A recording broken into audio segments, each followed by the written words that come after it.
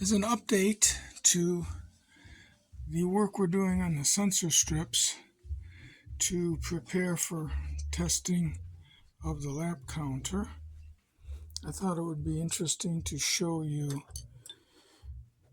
our progress. These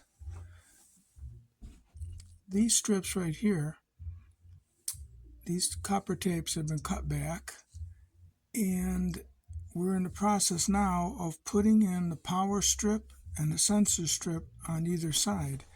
I thought it's interesting to show you how the wiring is done. The wiring that connects to this copper line and this copper line used to be over here. We filled the holes and draw them back. The wire comes up. It's a tinned fine wire that's tinned. A hole is drilled in the track adjacent to the copper. Now this is the best way I've found to do it. I used to do it with a screw piercing the copper, but they tend to shake loose. This is a good way to do it that's permanent. After you drill the hole and before you put this copper down, you take a chisel, much like this one right here, and you will gouge a small divot right next to the hole, between the slot and the hole. Then you take your copper, which is adhesive, and stick it down into that little gutter you've made and bring it back out. Then you place the wire down through the hole and take the tin section and bend it down into that gutter and solder it with a soldering iron. It doesn't take much heat to get that done. You can see that was done here, here, here, there. Just as it was done years ago, here and here. Now I've sanded this aggressively because I'm ready to put 3-inch pieces of copper tape right across it. Now, once I do that, I need a 3/8 gap here so the track doesn't short, because there's always about 13 or so alternating current volts coming out of this one to feed the lap counter. The type of tape that I'm using, I've used a lot of it. It's copper tape with adhesive backing made by 3M, and the size that works the best is the 7/32 wide. You get 36 yards of it. It's called Master Foil Copper Plus Copper Foil, and it's originally designed for stained glass artisans who surround pieces of glass with this copper tape and then solder them together to make lampshades. But we use it here on our track, and it has been here for 30 years. Hasn't worn through. Everything still works fine. I highly recommend it. So what I'm going to finish doing here before we begin testing the lap counter here in the next week or so is to finish putting down these copper strips right here in place of these. Again, I've already rerouted the wiring down below the track. These holes, they go down positive on this side, negative on that side. It's always to the driver's right. If you're the driver inside the car and the car goes in this direction, the driver's right is the positive contact, and that's the ground. These guys are all common. So, with that said, I'm about ready to burnish this in, and I'd like to show you how I do that. I'm going to take a tool, something that's soft and round plastic, usually does the trick. I'm going to burnish that in so that the adhesive bonds strongly. And believe me when I tell you, sometimes you get a corner or so that lifts, but in general, if you have to remove that, you need to grind it off, as is witnessed here and here. I had to actually grind it off to get it off. And then with that said, I'm going to take an X-Acto knife now and cut along the tape. I put the tape there to guarantee that I would get 3/8 of an inch from there to there. When I remove the tape, it leaves me with the gap that my brother and Andy and Frank suggested. Now we can always make that a little bit bigger if we start to detect a spark going on there as the car goes by. But all in all, our goal is to end up with a 3-inch strip. Now I'm going to have to get my tweezers or something here to get this up. There we go. So that's the finished product there. Again, I'm going to burnish this down.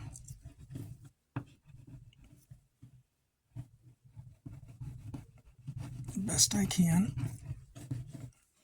Then what I'm going to do, the original strip is down here and the power goes to it. To guarantee that I have power flowing from the original strip to this one, I'm going to press down and pierce it like so. Now this seems crude, but whenever I end up having to retape an area over the old copper, this has worked well. I'll finish that with a little bit of clear nail polish. I'm going to put it on there, and there, and there, and there. And here, here, here, and here. That to keep the cars from picking up the edge of that copper. Just a little bit of nail polish. It'll last forever. So this sensor strip is done. I now have power to the opposite side.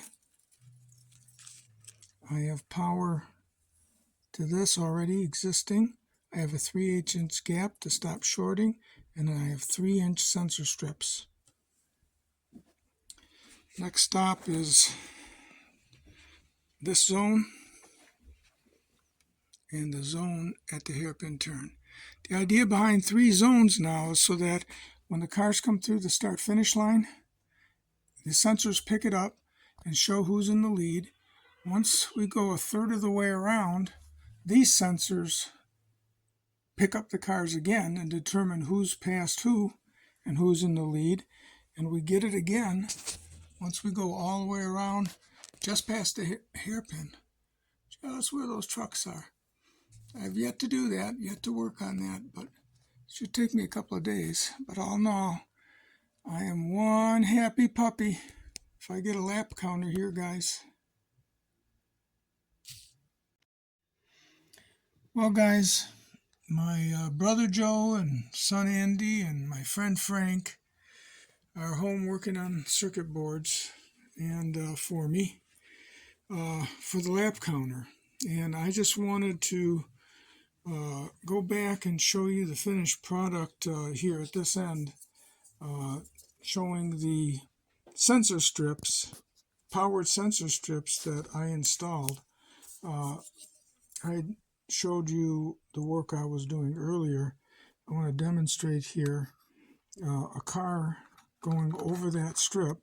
Normally a car would get power here and here from the controller, but in this case the sensor strip drives the car forward with about, I'd say 9 volts. We haven't tested it yet, but it's about 9 volts. And the reason that's important is because on my track, any car that stops could get walloped from behind by the car sharing its slot or the adjacent slot that's near it. Because the slots are forced close together, that's how I'm able to get a realistic scale width track. and we can run more cars on that track. So this sensor strip allows the cars to keep moving and not stall. On many slot car tracks that have a lap counter, you get what they call a dead strip, and I could not tolerate that here.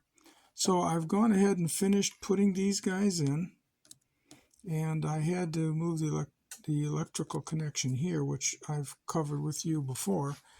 I want to show you the start-finish line, and here too are the dead strips, which count the car as it crosses the sensor strip. And I'll do this car too, and you'll see that any car A or B that crosses that sensor strip gets enough energy to get by it and not stall. When the cars get tracked here, there'll be a board. We temporarily laid the board with the 7-segment display back there, and you'll be able to see that the car has registered its lap. But what if a car pulls into the pits? As you can see, I have a pit entrance here, and let me get past this. Cars coming into the pits aren't going to get their lap counted unless we have a way to sense them. So the decision was made to set up a dead strip on pit road that parallels the strip at the start-finish line. So when the car does come in, it'll register that. And also, I think it'd be cool if we could work up some sort of a horn that goes off, like they do at Formula One, to say a car's come into the pits. Because when we pit here, we'll cover that another time, you'll get a green light to pull out based on a timer that's built in here. But the point is that we needed to create another row of dead strips here, and I thought I'd take the opportunity to show you how I do that. I've already gave you a description of it. Here you can see the hole that I drilled adjacent to where the tape is going to go. Now the reason this has to happen, I have to connect electricity here, is because power was supplied by the same setup here. See these holes? But I had to cut them back to make the dead strip in the middle longer. So I'm going to take the time to show you how I do that if I get the camera focused and all goes well. But initially here, I've cut the copper back, I've drilled a hole adjacent to the copper, and then using a Dremel tool, I cut a little divot right alongside of it. Now that divot is for this wire right here. Hopefully we have enough light. Here is a wire that's about 8 inches long, and I'll go back so it focuses. And one end is just stripped, and the insulation is made bare on this side, and the end of it is kinked over 90 degrees, and there's about a 3/16 overhang that's soldered. So it's what they call tinned. And what's going to happen is this is going to go into these holes like this. Hopefully it goes down in there real good. I'm going to drop it in. And you see that tin section right there? It can fit into this recession. Do you see that? So what I'm going to do is going to set the camera down and show you how I clean this track, put copper down, and I'm going to extend the copper over this because later I'm going to go back and punch through this so that the power soldered to this copper extends to this and works the pits all the way up and through the pit area. So let me see if I can get that camera set up for you. Okay, I've got the camera set up the best I can. I've gone ahead and put one line in the way to set our goal. That's what we want, is a piece of copper tape that's energized. If you look here, you can see the wire coming up from the bottom. We've soldered it, polished it, burnished it. It goes up to there, and we've pierced it in order to make a good connection with the tape below. So I'm going to do this side of the track and show you exactly what I did in detail, if you can see it. We're going to start by, again, this is the hole that I've drilled in, and this is the little gutter that we've created to be able to, this is the wire, and we've tinned the wire. I'm not sure if you can see it here. We've tinned the wire, turned it 90 degrees, cut it at 3/16 long, and put solder on it. That's what we mean by tinned. So there's already solder on that end. And this end, of course, is open, ready to be connected underneath the track. So our goal is to push this through the hole and set that into that little ditch. But first, we have to put the copper on. So I take a length of copper, which we've showed you before earlier, and this is the copper, piece of copper tape, and if you look closely, you'll see I try to separate it here. That's probably the hardest thing to do.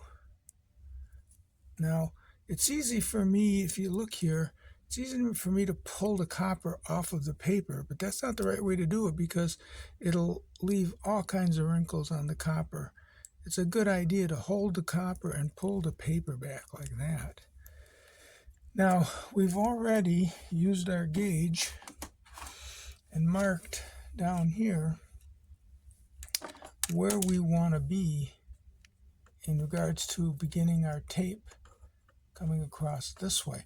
Because we need to leave enough gap for 3/8, 3 inches of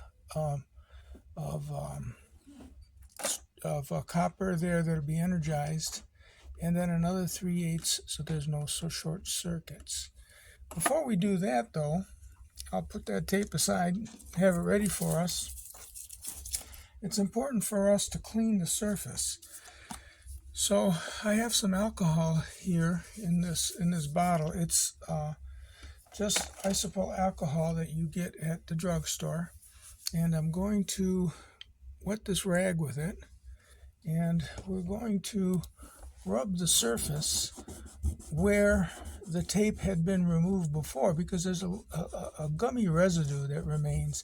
Now, this is not going to be able to take all of the residue off, but it leaves it smooth enough so that the next layer of copper that we're replacing will work fine on it. I'm also going to do it again, get another clean spot on my rag and put some alcohol on it. And I'm going to clean off the contacts, or the surface of the copper that we're going to overlap. And the reason I do that is because there's a bit of corrosion that ends up on the surface of the copper. I don't know if corrosion is the right word, but it's non-conductive. So when we put tape over tape, we need to make sure that they contact one another as best they can. And we're going to go back and pierce between the two to help the electric flow, because our goal is to get that electricity to flow from that hole in the wire, across the solder, on top of this copper, into this copper, and head all the way up the racetrack, all the way up the pit entrance. So at this point, I've got that cleaned. I want to take a piece of fine sandpaper and run across the top of the copper that we're about to connect to. And I do that because I want the best connection I can get. And then, of course, I'll also look for any burrs. And I think we're all set there. So I'm going to wipe that off once more. And we're ready to put our copper on. So I'm going to take our copper, And I'm going to key in on the spot that we found our gauge told us to start this exercise at, which was at this mark. Got to pull it back just a little bit too far. Hang on. I know you guys can't see this, sorry, but let's bring this up a bit. And what we're going to do is lay that down. I'm going to follow the slot. I'm going to follow this slot. And then when I get to this divot, I'm going to sink down into the divot. I'm going to go ahead and use my fingernail to do that. And I'm going to continue along the side of the slot. I got to adjust it a little bit. Now, as I go around, this is a curve, and when you guys lay copper on your tracks, you're going to notice little kinks and folds and little bends in the tape. But the tape is copper, and copper is very malleable, which means it can conform very easily. I don't know if you can see those little divots in there. We're going to take the burnishing tool, which is nothing more than the back of this plastic tool, and we're going to burnish over it, and those kinks will come right out because it's copper and it's very malleable. Double check our little ditch we have in there and pull the copper a little bit away from the hole so we can access the bottom of the track. I'm going to take my wire. Just had it here. Did it fall down in there? Where did it go? Where did it go? Oh, here it is. Okay, we found it. It's about 6 inches long, and it's what we're going to connect to the bottom of the track. So my goal now is to, let me see if I can make sure you guys see this. I'm going to lead the end down into the hole and through, and I'm going to let this drop down into the little gully, into the little ditch.